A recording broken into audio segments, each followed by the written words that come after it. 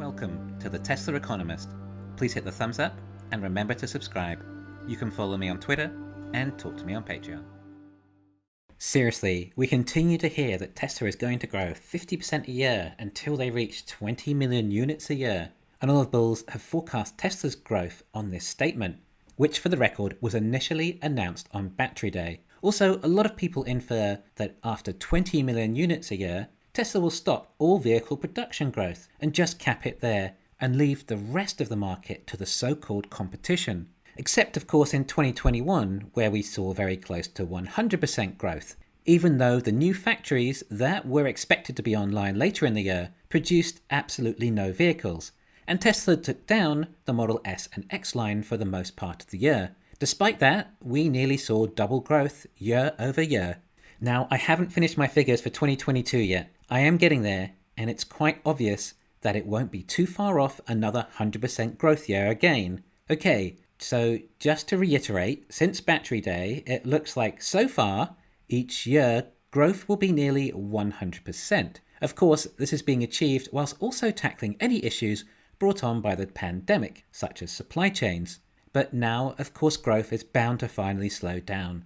What with Tesla building these two new factories, one of which is absolutely gigantic. In addition to that, there is also 50% growth expected at Fremont alone, and we're seeing continual expansions in Shanghai, along with continual development in Berlin too, and something tells me, as soon as Texas is finished, well, Tesla will simply start building more there too. In addition to that, CATL have built an 80 gigawatt hour a year battery fab near Giga Shanghai, which is enough for over 1.3 million standard range Model Ys and 3s a year. But CATL's batteries are produced at a very slow rate when compared to Tesla's 4680 lines, which are being built at both Berlin and Texas. There is no battery in the world that can be ramped up as fast as Tesla's 4680 batteries. That was part of the point of them. Well, no battery except possibly Tesla's very own in-house LFP batteries, which I hope we might see enter production in 2023. Yes, don't worry, I understand 4680 is a battery size and LFP is a chemistry, but Tesla's LFP batteries will likely be a different size, but still cylindrical. So hopefully the LFP batteries will not take anywhere near the time to get up and running as the 4680 batteries have taken. With these new factories, productivity improvements, extensions, extra batteries from suppliers, and own in-house batteries, everyone expects Tesla's annual growth rate will suddenly drop from about 100% to only 50%.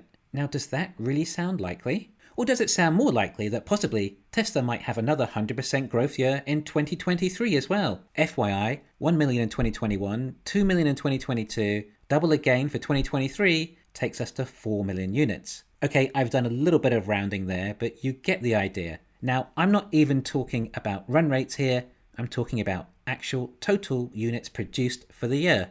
It is highly possible we could see quadruple deliveries from 2021 by the year 2023, up to 4 million units. At a guess, just from auto sales, that is in the ballpark of around $50 billion net profit. But I would say it is also highly likely that some major FSD advances have occurred by that stage to raise that profit significantly higher. Oh right, we're just talking about quadrupling vehicle sales.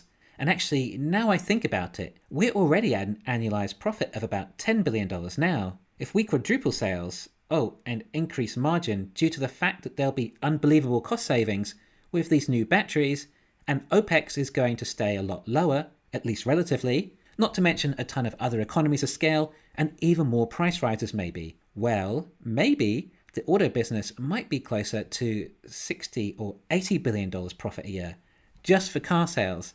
And I'm talking net profit. FSD going live will be huge too. And it could even mean the inception of robotaxis as well.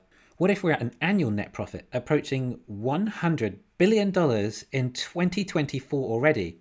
I know a lot of you think that my numbers are way too bullish, almost delusional at times, or at least they sounded like it at the start of 2021, until it turned out I was still underestimating Tesla. I don't hold back on my numbers, I don't wind them down to be conservative. Fair enough, I do not factor in black swan events or potential macro issues, but all those events most likely do is delay what will come anyway. In my estimates, I simply try to be as accurate as the numbers are indicating, rather than including my feelings. Wait, back up a second. $100 billion profit. And perhaps at the start of 2024, after about 4 million units are produced in 2023, well, what valuation are we at then? Could we push for a PE as high as 100 still? There'll be a lot of FOMO money in there then. More and more non-believers who have seen the light and starting to believe that this company can possibly achieve everything it says, even if it took an extra year or two. But they have also seen the potential. They've also seen what they missed out on over the past years, and they're not going to miss out on it again. Well, $100 billion times a PE ratio of 100 is a $10 trillion valuation. Can Tesla really 10x again in just 2 more years? It won't be the first time they've 10x'd in that space of time. Exponentials, everyone, they are all over the place, but they sneak up on you. First, they look small, but then they get big really fast. And the next thing you know, they're enormous, especially when you double each year. Not that 50% growth isn't exactly slow. I think the exponential growth may slow down somewhat when we reach here, and it may come down to how fast Tesla can build more product lines for vehicles and batteries. On the other hand, whilst building more factories, Tesla also improved the productivity of the existing factories at exponential rates too.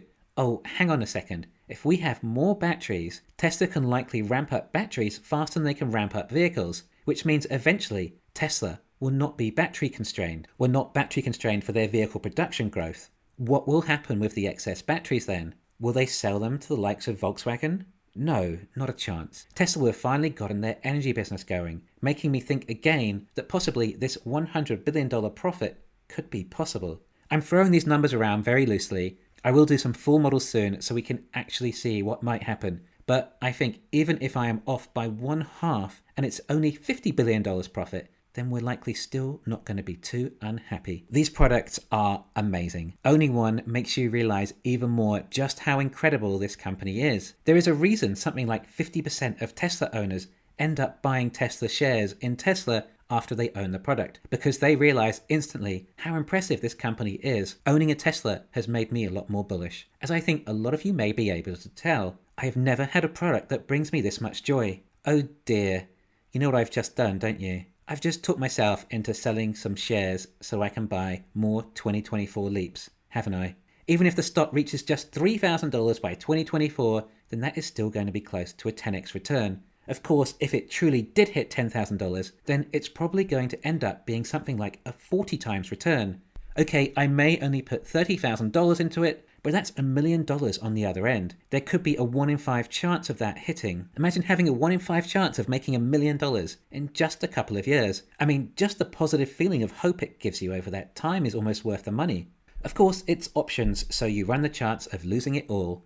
But remember, no one seems to realize or even consider that it could be this big by then. And just because it doesn't hit $10,000 doesn't mean you lose it all. You still could end up with tripling your money if the stock price is only $2,000. Anyway, despite Tesla being a $1 trillion company and that being a substantial valuation, it doesn't mean Tesla are not still in the early stages of growth. The industries that Tesla are aiming for are enormous, and I'm not just talking about energy and transport, but an even bigger one, human labor. And I'm not referring to the humanoid robots necessarily either, but the car robots alone will be huge. Labor is a huge cost. If you can remove that, then it is incredibly valuable. Like robotaxis or self-driving semi-trucks. Not to mention the extra time it affords you in your car when it's driving itself, and you can simply sit back and relax and catch up on the latest Tesla Economist episodes on YouTube.